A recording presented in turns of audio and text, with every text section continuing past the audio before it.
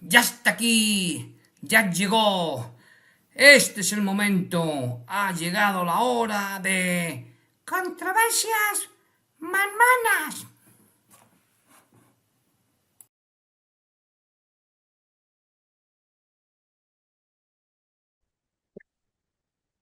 Hola mis controversianos, bienvenidos una ocasión más a Controversias Mormonas. Os habla Emmanuel, el profeta desconocido. En el vídeo pasado se me olvidó decir algo, y es que una vez más lanzo el guante y reto a aquellos que deseen que yo vuelva a la iglesia de Jesucristo en los otros últimos días, a la iglesia mormona, pues ya saben, no tienen más que demostrarme que el libro de Abraham es verdadero y yo regreso a la iglesia con todas las consecuencias que ello conllevase o que conlleva. Bien, así que ahí lanzo el guante. Pues ya sabéis, todos aquellos que quieran ver cómo yo regreso a la iglesia, no tienen más que demostrar que el libro de Abraham es verdadero. Y una vez dicho esto, pues ya pasamos sin más demora al programa de hoy, dando las gracias por elegirme y por ver este canal y este episodio. Hoy vamos a ver en los capítulos 5 y 6 del primer tomo de el libro Santos, el estandarte de la verdad, que no es ningún estandarte y no es ninguna verdad. Porque como tal, como dijo Benji Monroe, una verdad a medias es una mentira. Ahí dejo eso. Venga, pues ya sin más, vamos a ver qué nos dice el capítulo 5 de este libro que lanzó la Iglesia y que tardó 6 años en sacarlo a la luz. Bien, capítulo 5. Todo está perdido. Después de recibir las planchas de oro, José Smith debe comenzar a traducirlas. Santos comienza mencionando cómo los buscadores de tesoros trataron durante semanas de robarlas y cómo José tuvo que mover las planchas continuamente para evitar que se las robaran. Debido a que tenía que mover las planchas, José no tenía tiempo para examinarlas con Urim y Tumim. Ya hemos hablado de ello en el programa anterior. Algo que debemos abordar brevemente aquí. El término Urim y Tumim, en el sentido bíblico, no revelaba profecía ni traducía el lenguaje. Se utilizaban para obtener respuesta de Dios en un sentido de sí o no. Eso ya lo hablé el domingo pasado. Les digo el domingo pasado, la semana, en el programa anterior por lo que se pensaba que era más bien como una bola de mágica o un dado donde se le preguntaba a Dios sobre una pregunta específica y la respuesta podía ser sí o no. Esto es importante porque, como pronto descubriremos, el Urim Tumim bíblico tiene funciones y capacidades completamente diferentes a las que José Smith afirma tener. Y para ello, os recomiendo que veáis el artículo de Wikipedia sobre el Urim y Tumim. Y ahí puedes ver lo que ellos decían que era el Urim Tumim no era como tal. Bien. Además, el término Urim y Tumim no se utilizó en ninguna historia mormona hasta 1833, cuando W. Fish especuló por primera vez que los intérpretes nefitas podían ser los antiguos Urim y Tumim, cuando dijo que José tradujo el libro de Mormón con la ayuda de un par de intérpretes o anteojos, conocidos quizás en los días antiguos como Terafim o Urim y Tumim. ¿Eh? Y esto viene en el periódico Evening and Morning Star, enero 1833, volumen 1, número 8, página 58. Desde ese momento en adelante la Iglesia ha cambiado el término Urim y Tumim con piedra vidente, que por cierto, yo tengo aquí mi piedra vidente. Es muy parecida a la de José Smith, solo que la de José Smith es completa. Yo me encontré esta, me la encontré, no me acuerdo dónde, es decir, pero bueno, en un campo. Es muy parecida, si os fijáis, voy a acercarlo un poco, tiene unas rayitas, la que encontró José Smith tiene también rayitas por todo ello, de color un poco más oscuro que esta. Y ya te digo, yo la tengo aquí, está aquí cortada, pero la de José Smith parece un huevo. ¿eh? Bien, la voy a poner aquí delante mío. No, yo no lo utilizo como piedra evidente ni nada, simplemente me gustó la forma, y me la quedé. Bien, bien, pues sigamos. Bien. Desde ese momento en adelante, la Iglesia ha intercambiado el término Urim y Tumim con piedra vidente o incluso intérpretes, en gran parte porque el Urim y Tumim tiene mucha más credibilidad en comparación con la piedra vidente en un sombrero. Tenemos múltiples relatos de cómo era el Urim y Tumim, pero hay diferencias que son preocupantes para la credibilidad de que el Urim y Tumim sea un artículo real de LDS Magazine. José, de LDS Magazine nos dice, José Smith describió a los intérpretes nefitas que con el tiempo llegaron a ser conocidos como el Urim y Tumim como dos piedras transparentes colocadas en el borde de un arco sujeto a un pectoral.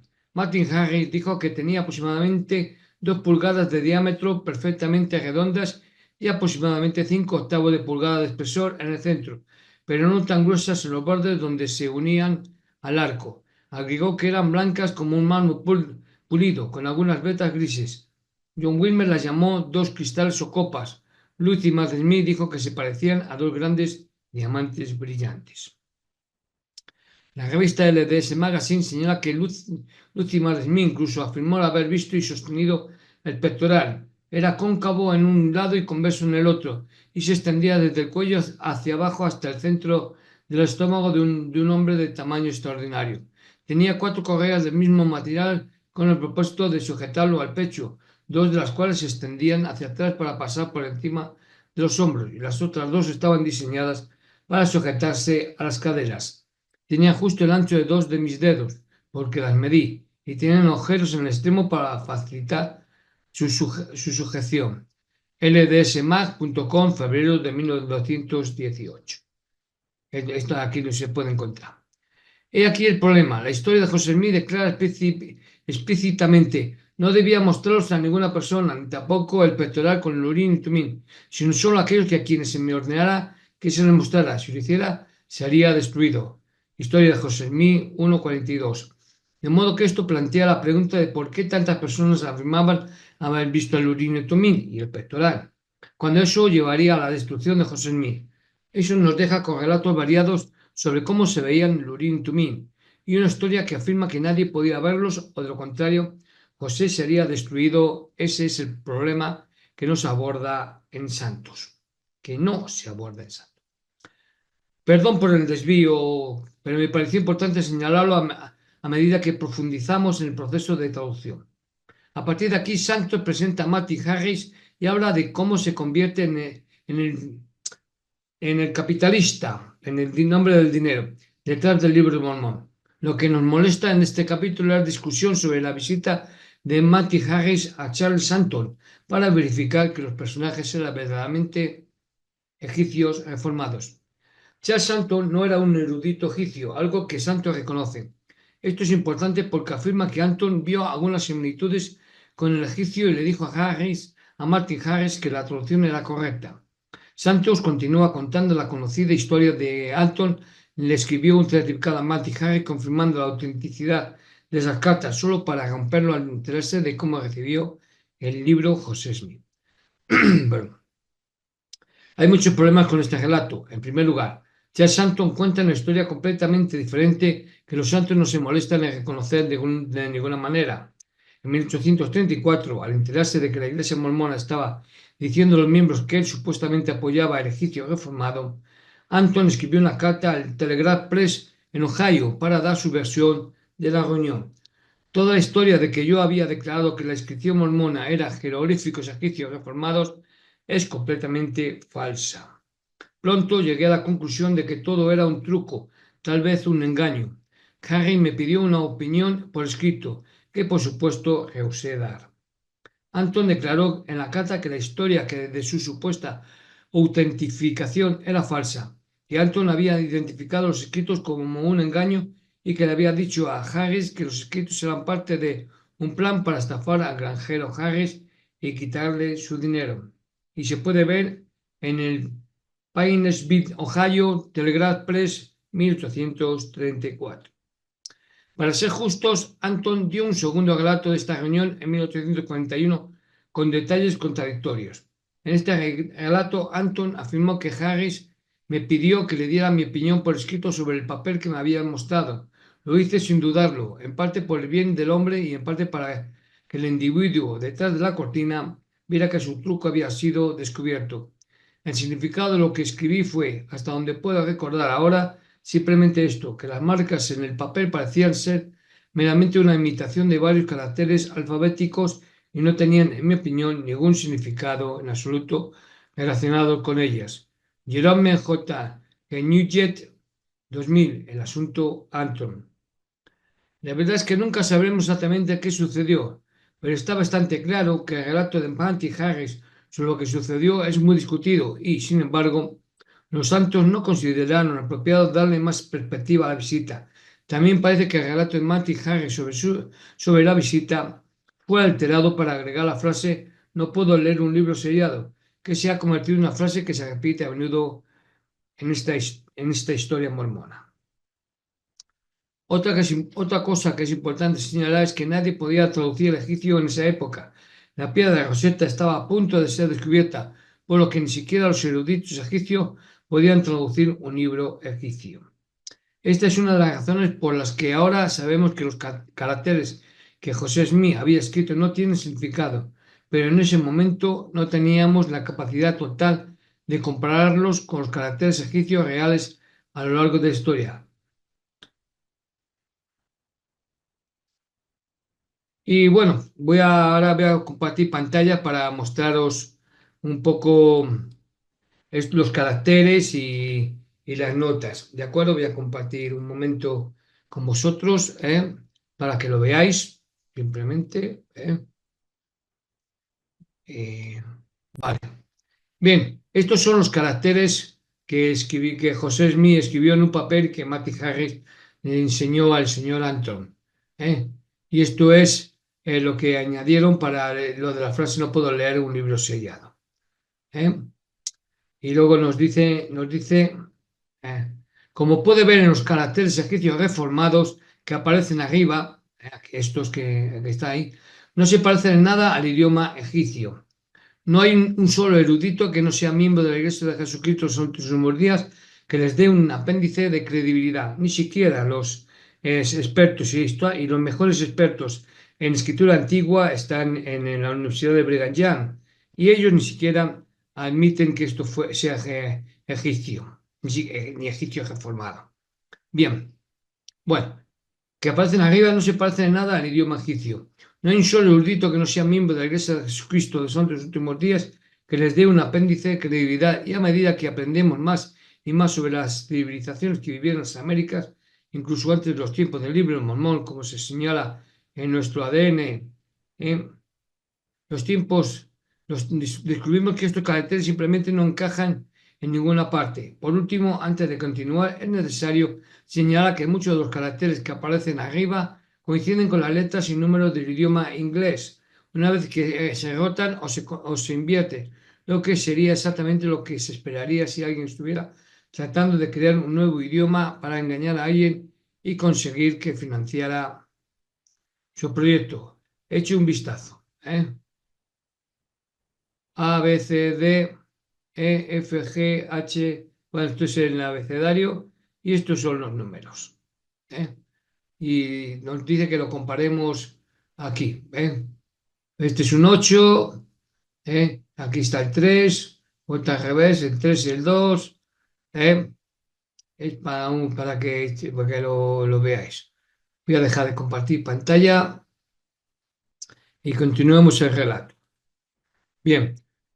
No estamos tratando de insistir en algo que ya está en el olvido, pero es importante establecer las cuestiones relacionadas con el Urim y Tumim y el egipcio reformado antes de adentrarnos en los esfuerzos de traducción.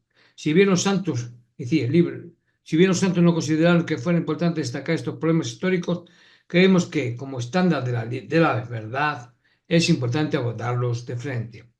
Los santos continúan con el Masmí, es decir, el libro de los santos continúa con el Masmí, actuando como la primera escribiente de José para el libro de Mormón, y repiten la idea de que José Smith era demasiado inculto para saber mucho acerca de las escrituras, y luego citan la famosa interacción entre José y Elma. Un día, mientras él traducía, José de repente se puso pálido. Elma, ¿Jerusalén tenía un muro alrededor? Preguntó. Sí, dijo ella, recordando descripciones de ella en la Biblia. Oh, dijo José con alivio, temí que me hubieran engañado. Sabía perfectamente, porque había leído bastantes libros en su juventud. ¿eh? Bueno, hay algunas cuestiones aquí. En primer lugar, esta interacción fue contada por Hermann Smith en 1879, es decir, más de 50 años después de que ocurriera este evento. En segundo lugar, sabemos por capítulos anteriores que José Smith estudió la Biblia constantemente cuando era un adolescente, por lo que es muy poco probable que José no supiera que había un muro alrededor de Jerusalén.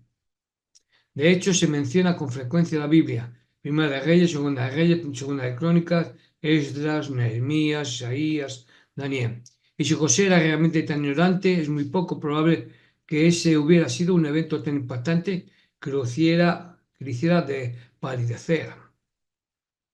Por último, en esta misma carta de Elma, ella negó que José Smith tuviera esposas polígamas, lo cual sabemos que Elma sabía que era una mentira. Cuando se le preguntó si José tenía esposas o si ella sabía que las tenía, ella dijo, él no tenía otra esposa que yo, ni que yo sepa, nunca la tuvo. El punto es que esta carta fue escrita 50 años después del evento. El hecho impactante fue mencionado con frecuencia en la Biblia y no es realmente algo impactante de él. Y Elma fue descaradamente deshonesta en esta entrevista para hacer que José se vea bien. Es decir, esto fue el último testimonio del Masmi. De hecho, Brigham Young, durante la conferencia general, dijo lo siguiente acerca del Masmi en 1866. Hasta donde sé, el Masmi es una de las mentirosas más condenadas que conozco en esta tierra. Menos de 6 meses antes de la muerte de José, convocó a su esposa Elma a un concilio secreto y allí le dijo la verdad y le pidió que la negara si podía. Le dijo que los juicios de Dios caerían sobre ella inmediatamente si no se arrepentía. Le contó de la ocasión en que ella se propuso envenenarlo y le dijo que era una hija del infierno y, literalmente, la mujer más malvada de esta tierra, que no había nadie más malvada que ella.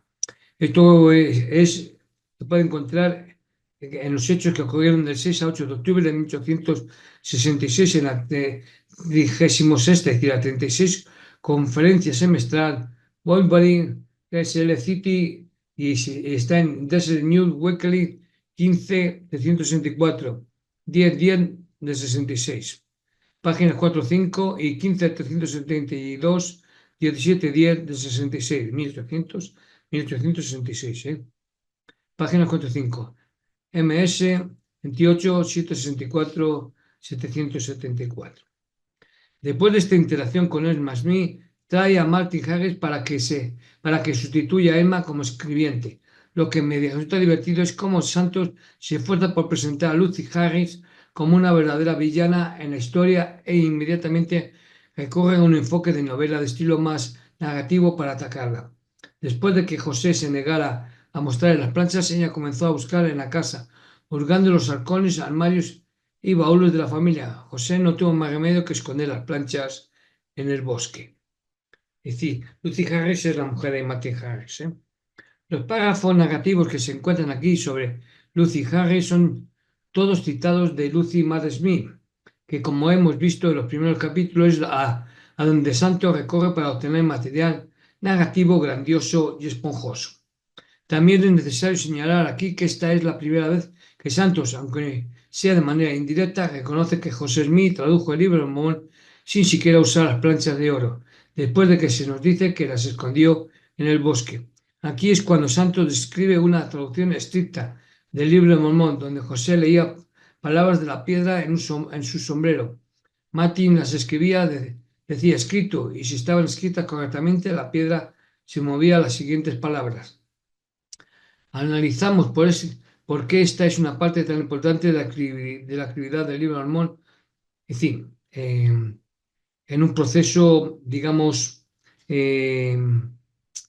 para los estudios, que se pueden ver en mis vídeos anteriores. Después de algunas breves notas sobre el proceso de traducción, Santos pasa a Matty Harris, quien le pregunta a José Smith si puede llevarse el manuscrito a casa para mostrárselo a su esposa Lucy, para que ella deje de sospechar de que Martin venda propiedades para financiarlo. José ora a Dios, pero este le dice que no en 2 ocasiones, Pero como Martin Harris sigue insistiendo, José ora a Dios una tercera vez. Poder de tres, como ya hemos hablado antes. Y en este tercer intento, Dios cambia de opinión y le permite a Martin llevarse el manuscrito. Mientras, mientras Martin se va con el manuscrito, José y Emma se preocupan por la seguridad de no tenerlo. Cuando la salud de Emma mejora tras la pérdida de su hijo poco después del nacer, José sale a buscar a Martin, ya que temía haber ofendido al Señor al no escucharlo cuando le dijo que no permitiera que Martin se llevara el manuscrito.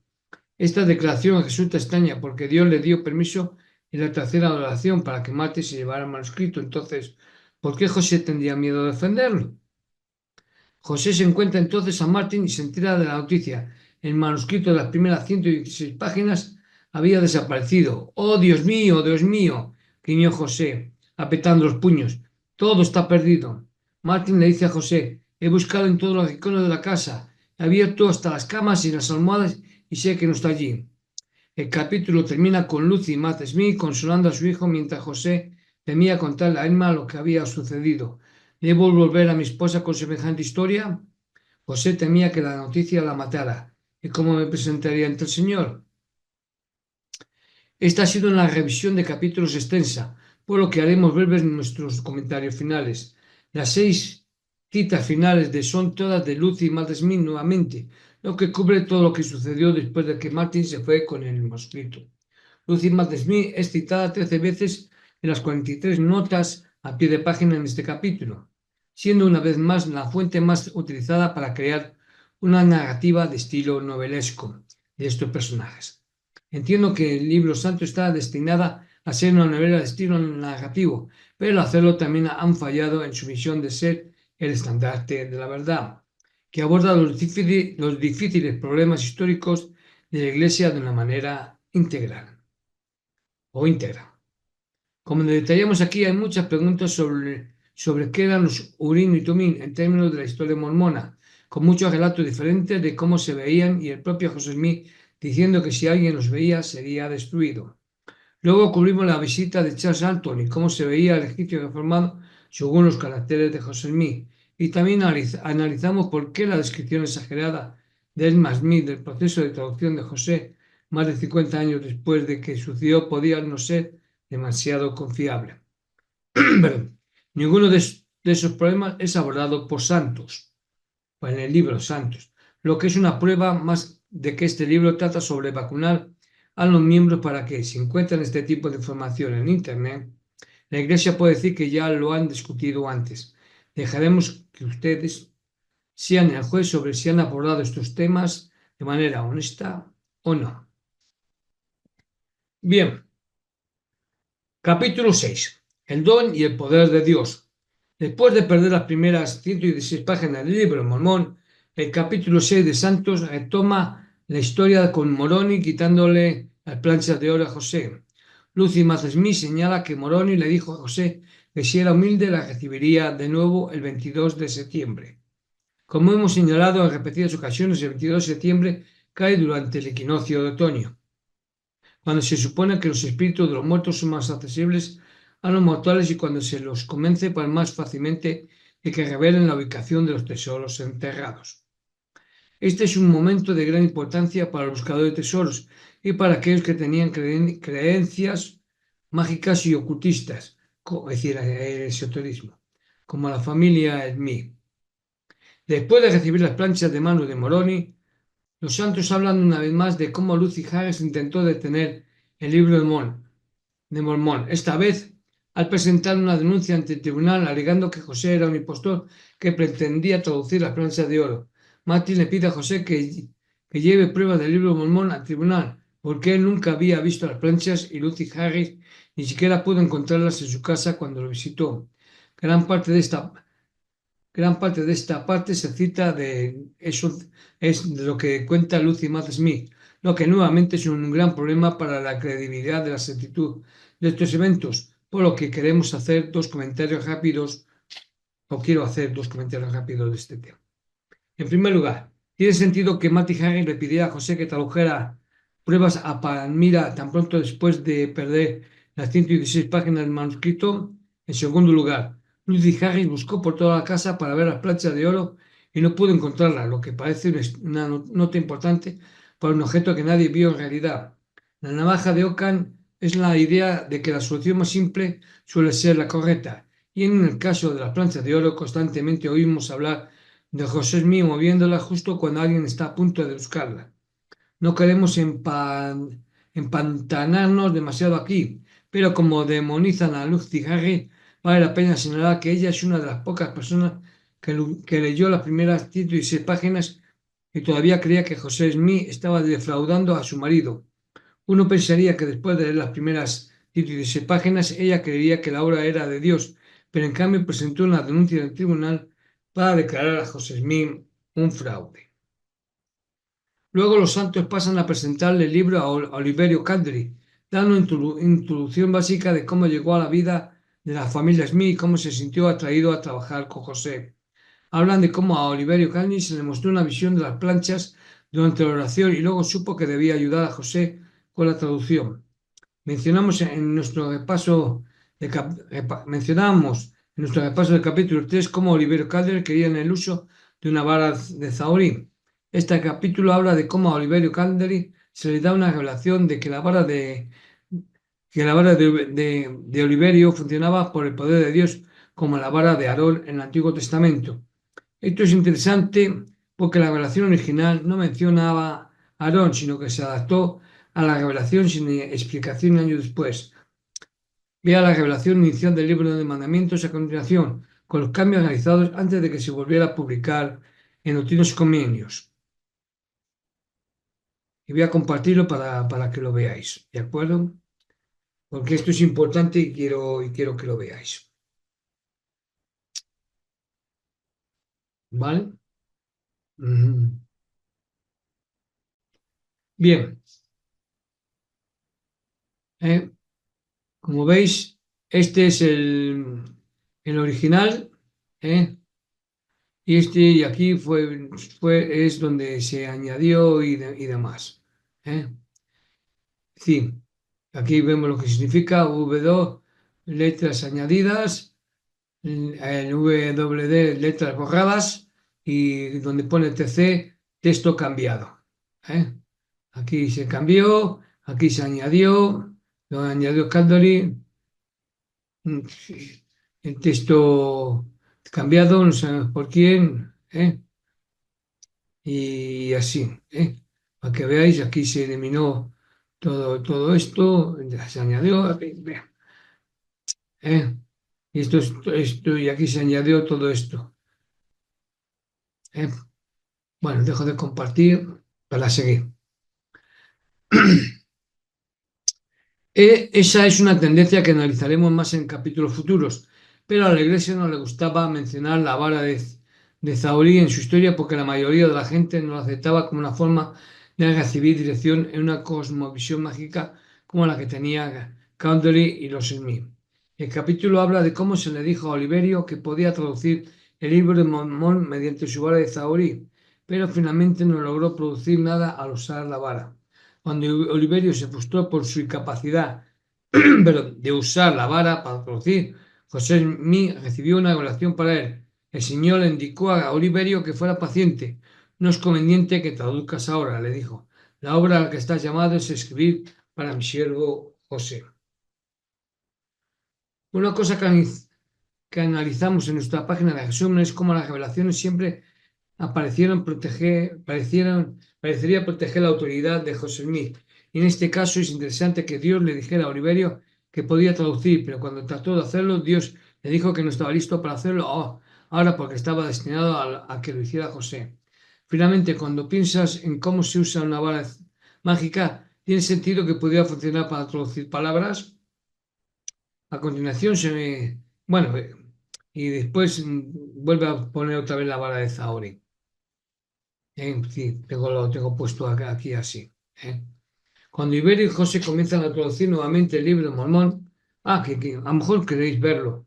Bueno, pues yo os muestro lo que viene a continuación, no hay problema. ¿Eh? ¿Veis? Aquí está, sí, está la vara de Zahorí, ya te lo digo, es como un tirachinas.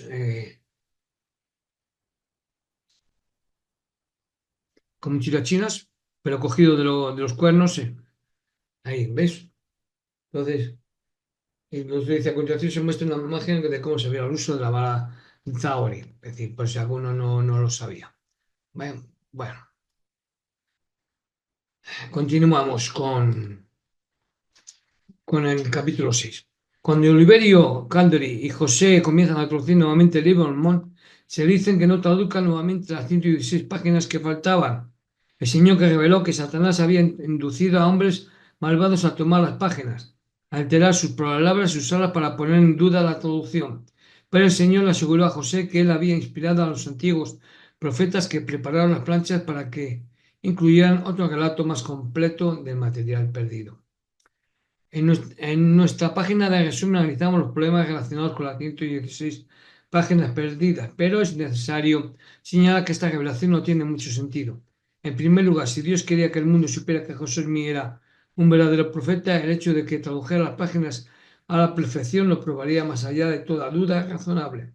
En su lugar, si alguien hubiera alterado las páginas manuscritas, sería muy obvio que se hicieron alteraciones. Y por último, la idea de que Dios sabía que las 106 páginas se perderían por lo que hizo que el registro se escribiera de una manera diferente hace miles de años es una idea muy difícil de creer. Para ser justo, lo creí durante mucho tiempo porque simplemente me negaba a pensar demasiado en ello. Pero cuando leí, pero cuando leí nuestro breve resumen de las 116 páginas perdidas, la navaja de Ockham es bastante contundente en cuanto a las cosas, simplemente no cuadran aquí. Cuando hablo de resumen de las 116 páginas, me refiero al programa dedicado a las páginas perdidas. Otra parte interesante de este capítulo es que el libro de los santos continúa intercambiando la piedra vidente de José con el Urim y el Tumim, a pesar de que no hay registros que indiquen que José utilizó el Urim y Tumim después de que comenzó a traducir siguiendo las 116 páginas perdidas. A veces José traducía mirando a través de los intérpretes y luego leyendo en inglés los caracteres de las planchas. A menudo les resultaba más conveniente tener una sola piedra vidente. Colocaba la piedra vidente en su sombrero, colocaba su cara dentro del sombrero para bloquear la luz y observaba la piedra. La luz de la piedra brillaba en la oscuridad, revelando palabras que José dictaba mientras Oliverio las copiaba rápidamente. Nuevamente entramos en muchos más detalles acerca del proceso de la traducción del libro de Mormón, pero los registros, las citas que tenemos son claros en cuanto a que José Smith solo usó la piedra evidente para traducir el libro de Mormón que tenemos hoy, es decir, siguiendo las 116 páginas perdidas. Además, sabemos que José Smith también afirmó haber recibido revelación a través de la piedra vidente y no a través del Urim y Tumim, aunque el libro de Santos afirma que José usó el Urim y Tumim para recibir una revelación acerca de la duda de Oliverio Calderi con respecto al libro de Mormón. Puede que no parezca gran cosa intercambiar las palabras, pero para un libro que intenta aclarar los conceptos erróneos con respecto a la historia de la Iglesia, Santos parece estar enturbiando deliberadamente las aguas con respecto a un evento de tanta importancia como la traducción del libro de Mormón. Este es un análisis un poco más breve que el capítulo anterior, principalmente porque se dedica mucho tiempo a presentar a Oliverio Calderi y a analizar el regreso de las planchas de oro. Podríamos dedicar mucho tiempo a criticar esos dos acontecimientos, pero realmente creemos que los problemas son las 116 páginas perdidas, el cambio de la revelación por parte de José Smith en relación con el uso de la vara adivinatoria por parte de Oliverio y el método de traducir Urim y Tumim frente a la piedra evidente de José son mucho más importantes para los cimientos de la Iglesia. Una última nota. Este capítulo vuelve a utilizar la historia de Lucy Math Smith continuamente para crear su narrativa, citándola 19 veces en las 32 notas al pie. Esa es una cantidad increíblemente alta de cobertura para una fuente que fue escrita décadas después por la madre de José Smith. Todo esto se hace ignorando otro material de fuente que ofrece diferentes perspectivas sobre el proceso de traducción, el papel de Oliverio Calderi en la Iglesia y los problemas con las 116 páginas perdidas. Si los líderes de la Iglesia no hubieran aclamado a Santos como una visión tan completa, es decir, el libro de Santos como una visión tan completa de historia de la Iglesia, esto no sería tan digno de mención. Pero es más que hipócrita llamar a este libro Santos el estandarte de la verdad, cuando se apoya tanto en los recuerdos de la madre del personaje central 20 años después. En última instancia, depende de usted decidir si cree que la iglesia está siendo veraz aquí, sí. Así que hagamos saber lo que, así que me pueden hacer saber lo que piensan en los comentarios. Y bueno, pues ya hasta aquí leo. Hasta aquí os cuento. Os doy las gracias por ver este canal, por verme a mí, por ver este vídeo. Os cuento que este es el número 107, es decir, que hay 106 vídeos anteriores, ¿eh? Algunos más interesantes que otros, pero todos, digamos, veraces y confrontados. Es decir, yo no puedo decir nada que no se pueda demostrar. ¿De acuerdo? Remito a mi siguiente programa, si nada lo impide. Hasta entonces, portaros bien, sed buenos. Hasta pronto. Aquí en España está haciendo frío, así que abrigaros y también los que me veis estáis en las mismas condiciones que yo. Y si estáis pasando calor, pues ir a la piscina, a la playa, donde podáis refrescaros. Venga, hasta luego.